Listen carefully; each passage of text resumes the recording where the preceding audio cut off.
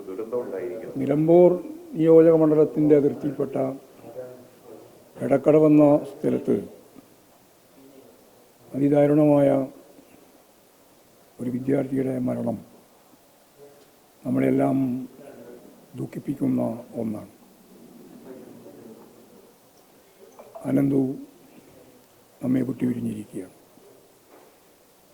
അനന്തുവിൻ്റെ സ്മരണയ്ക്ക് മുമ്പിൽ ആദരാഞ്ജലികൾ അർപ്പിക്കുകയാണ്. വളരെ ആസൂത്രിതമായി ഒരു പ്രദേശത്ത് നടന്നു വന്ന നിയമവിരുദ്ധ പ്രവർത്തനത്തിൻ്റെ ഭാഗമായിട്ടാണ് ഇങ്ങനൊരു സംഭവം ഉണ്ടായത് എന്നും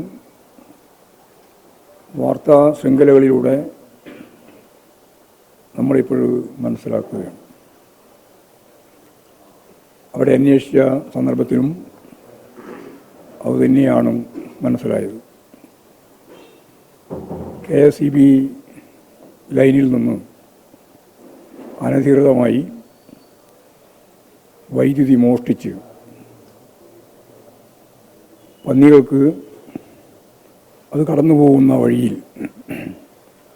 ഷോക്കേറ്റ് പന്നിയെ കൊല്ലുന്നതിന് വേണ്ടി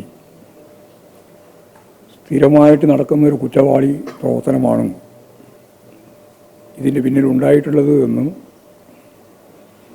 ആ സംഭവം സന്ദർശിച്ച് എല്ലാ വസ്തുക്കളും വെച്ച് മാധ്യമങ്ങൾ തന്നെ ഇപ്പോഴും പുറത്ത് വിവരങ്ങൾ നൽകിയിട്ടുണ്ട്. മാത്രമല്ല, ഇനിയും ഇത്തരം കുറ്റകൃത്യങ്ങൾ ആവർത്തിക്കുന്നതിന് കരുതി വെച്ച സാധനങ്ങളും അതിൻ്റെ സമീപത്ത് തന്നെ കാണാൻ ഇടയായി. ഒരു മുള വടിയിൽ കെട്ടി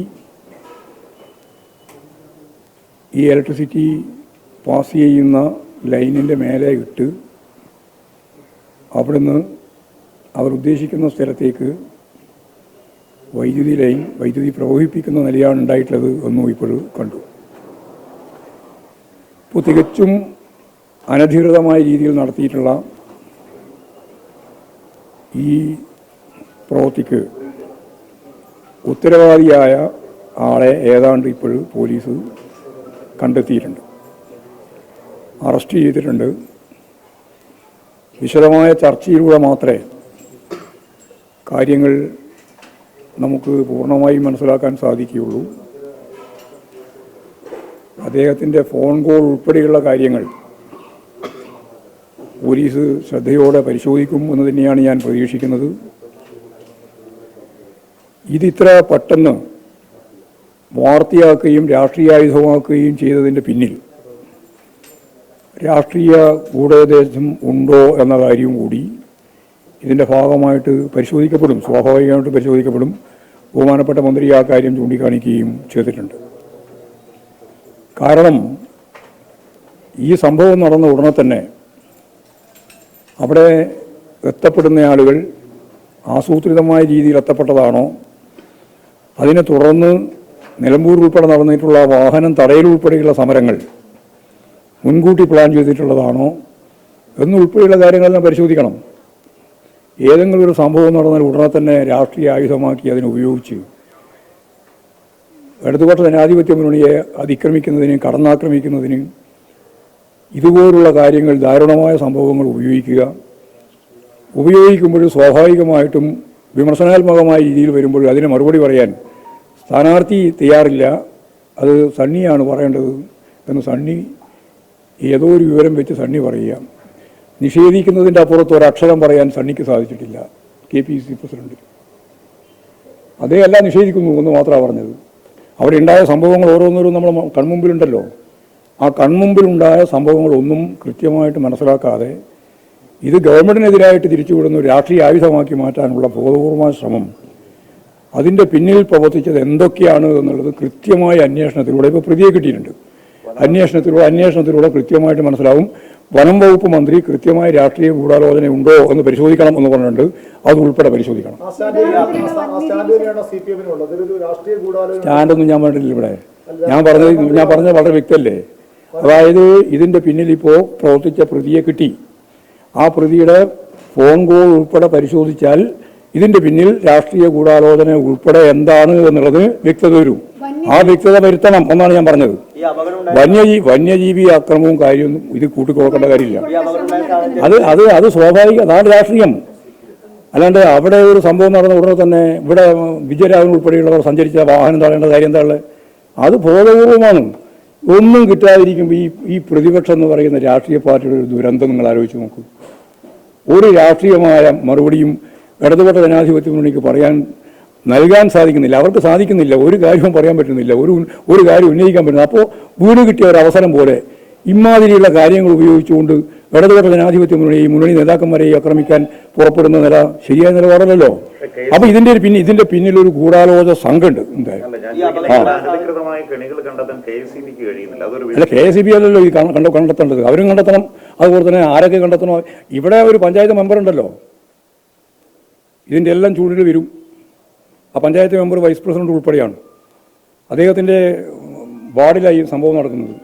അദ്ദേഹം സ്ഥാനാർത്ഥിയുടെ ഏറ്റവും അടുത്ത സുഹൃത്തുമാണ്. എല്ലാം പരിശോധിക്കട്ടെ.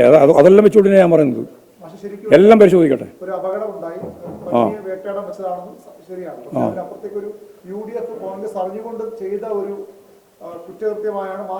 ഞാൻ പറഞ്ഞിട്ടില്ല അങ്ങനെ. ഞാൻ പറഞ്ഞത് അങ്ങനെയല്ല. അവർ പറയുന്നതാണ് നിങ്ങൾ ഗൗരവത്തിലെടുക്കേണ്ടത്. അവരപ്പോൾ തന്നെ അവിടെ എത്തുന്നു, അപ്പോൾ തന്നെ ഇടപെടുന്നു, ഇവിടെ വഴി തടയുന്നു, ഉൾപ്പെടെയുള്ള സമരങ്ങളും പ്രക്ഷോഭങ്ങളും ആരംഭിക്കുന്നു. ആ പ്രക്ഷോഭങ്ങൾ ആരംഭിക്കുന്നതിൻ്റെ പിന്നിലുള്ള രാഷ്ട്രീയവും ഗൂഢാലോചന എന്താ? ആ ഗൂഢാലോചനയാണ് അന്വേഷിക്കേണ്ടത്. അതാണ് ഞാൻ പറഞ്ഞത്. അതന്വേഷിക്കണം. ഒരു സ്വാഭാവികമില്ല. നിങ്ങളാരും ഇതിൽ അതാണ് ആ നാട്ടുകാർ ചോദിച്ച ചോദ്യം നിങ്ങൾ കേട്ടിട്ടില്ലേ വാർത്തയിൽ? അവർ ചോദിച്ചല്ലോ, ഇതിന് മുമ്പ് ഇവിടെ ഇങ്ങനെ ഇതുപോലെ സംഭവം ഉണ്ടായിട്ടുണ്ട്, ഒരൊറ്റൊരുത്തം തിരിഞ്ഞു നോക്കിയില്ല എന്നാണ്. അപ്പോൾ സ്വാഭാവികമായി അതൊന്നല്ല കേട്ടോ. അത് സ്വാഭാവികമാണെന്ന് ധരിക്കണ്ട. പരിശോധിക്കുക പറഞ്ഞല്ലോ. അല്ല, അത് ഉറപ്പല്ലേ? അത് മനസ്സിലായില്ലേ പറഞ്ഞാൽ? നിങ്ങൾ പത്രപ്രവർത്തകനല്ലേ? അത് ഇത്ര പറഞ്ഞാലും മനസ്സിലാവുന്നില്ല. അതാ ഞാൻ പറഞ്ഞത്. അദ്ദേഹത്തിൻ്റെ ഫോൺ കോൾ മനസ്സിലാക്കുന്നതോടുകൂടി ആരൊക്കെയായിട്ട് ബന്ധപ്പെട്ടിട്ടാണ് ഈ സംഭവം നടന്നിട്ടുള്ളത് എന്നുള്ളതിനെ പകൽ വെളിച്ചം പോലെ മനസ്സിലാവൂലേ? അത് നിങ്ങൾക്ക് മനസ്സിലാവാതെ എന്താ? നിങ്ങൾ ഉദ്ദേശിച്ചത് എന്താ? അങ്ങനെയാണ് നിങ്ങൾ ധരിക്കുന്നത് അല്ലേ? അങ്ങനെ ഞാൻ ധരിക്കുന്നു എന്ന് ഞാൻ പറയണം. പിന്നെന്താ? അതൊക്കെ സാമാന്യ ബുദ്ധികൾ എല്ലാവർക്കും അറിയുന്നല്ലേ. ഒരു ഫോൺ പരിശോധിക്കുന്നു എന്ന് വന്നാൽ ഒരു പ്രതിയെ കിട്ടി. പ്രതിയെ പോലീസ് നിശ്ചയിച്ചു കഴിഞ്ഞു. അയാളുടെ ഫോൺ പരിശോധിക്കുന്നു പോലീസ് പറഞ്ഞു. അപ്പോൾ പോലീസ് പരിശോധിക്കുമ്പോൾ സ്വാഭാവികമായിട്ട് എന്തിനാണ് പരിശോധിക്കുന്നത്? ഫോൺ എന്തിനാ? ഈ സംഭവമായിട്ട് ബന്ധപ്പെട്ട് എന്തെങ്കിലും കാര്യം അതിൻ്റെ അകത്തുണ്ടോ നോക്കാനല്ലേ അത് പരിശോധിക്കണമെന്നാണ് ഞാൻ പറഞ്ഞത്. അതിലെന്താ ഇത്ര വലിയ പ്രശ്നമായിട്ട് നിങ്ങൾ ഉന്നയിച്ചത്? അതെ, പഞ്ചായത്ത് മെമ്പർ വൈസ് പ്രസിഡന്റ് ഉൾപ്പെടെ അയാളുടെ വാർഡാ ഇത് എന്നൊന്നും ഞാൻ പറഞ്ഞിട്ടില്ല. വെറുതെ ആവശ്യമില്ലാതെ പറയണ്ട. ഞാൻ ഇതെല്ലാം പരിശോധിക്കണം എന്നാണ് പറയുന്നത്. ഞങ്ങൾ ഇതിൻ്റെ അകത്ത് ഒരു അവസരം കിട്ടിയതുപോലെയുള്ള നിലപാട് സ്വീകരിക്കല്ല ചെയ്യുന്നത്. എന്തും ചെയ്യാൻ മടിയില്ലാതെ സെറ്റാണ്. എന്തും ചെയ്യും. ഇനിയും ദിവസം അത്രയേ ഉള്ളൂ, 5 ദിവസമില്ല. എന്തും ചെയ്യും. ആ ചെയ്യുന്നതിൻ്റെ പട്ടികയിൽ ഇതും കൂടി എങ്ങനെ വരും എന്നുള്ളതാണ് പരിശോധിക്കേണ്ടത്.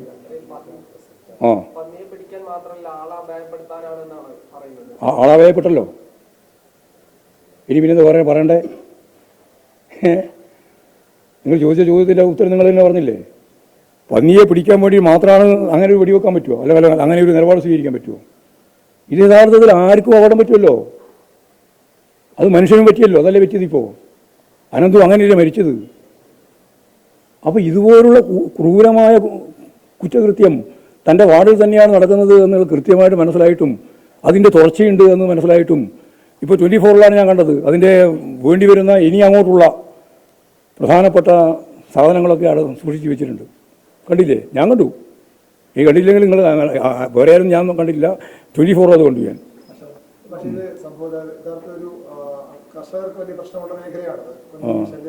ഇത് കർഷകരുടെ പ്രശ്നമായിട്ട് യാതൊരു തരത്തിലും ബന്ധപ്പെട്ടതല്ല. ഇത് കർഷകരുടെ പ്രശ്നവുമായി ബന്ധപ്പെട്ടതേ അല്ല, ഫേസിങ്ങുമായി ബന്ധപ്പെട്ടതേ അല്ല. ഇത് കട്ട് വൈദ്യുതി എടുത്ത് അപകടം ഉണ്ടാക്കാൻ വേണ്ടിയിട്ടുള്ള ബോധപൂർവമായ പ്രവർത്തനം നടത്തിയിട്ടുള്ളതാണ്. അത് പന്നീനെ പിടിക്കാനായിരിക്കും അവർ പറയുന്നത്. പന്നീനെ പിടിക്കുമ്പോൾ തന്നെയല്ലേ മനുഷ്യനെ പിടിച്ചത്. അപ്പോൾ അത് പന്നീനെ പിടിക്കാനാണെന്ന് മാത്രം പറയാൻ പറ്റുമോ?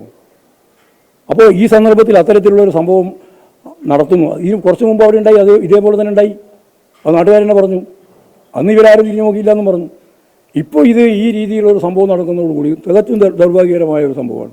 ആ സംഭവത്തെ രാഷ്ട്രീയവൽക്കരിക്കാൻ വേണ്ടിയിട്ട് ഇവിടെ നിലമ്പൂർ CPIM-ൻ്റെ PPM പോലെ തടയാൻ വേണ്ടിയിട്ടുള്ള രാഷ്ട്രീയ സമീപനം എന്താ സ്വീകരിച്ചത്? അതിന് ചില ആളുകളുണ്ട്, ഇതിൻ്റെ പിന്നിൽ നടക്കുന്ന ചില ആളുകളുണ്ട്. അത് പുറത്ത് കൊണ്ടുവരുന്ന വേണം, പുറത്ത് കൊണ്ടുവരുന്ന തന്നെയാണ് ഞാൻ പ്രതീക്ഷിക്കുന്നത്.